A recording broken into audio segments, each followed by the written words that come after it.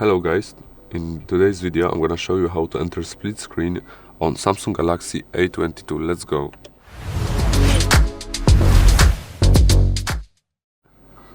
So the first thing we'll do is open some apps like YouTube, and let's open, I don't know, calendar. Okay, so what we are gonna do is click here at this this YouTube sign here and open in split screen view. Then we click calendar and voila, we have split screen on two apps on one phone, and we can listen to music, for example. We can listen to music, for example, and make an event in calendar. Okay, thank you for watching. Have a good day. Goodbye.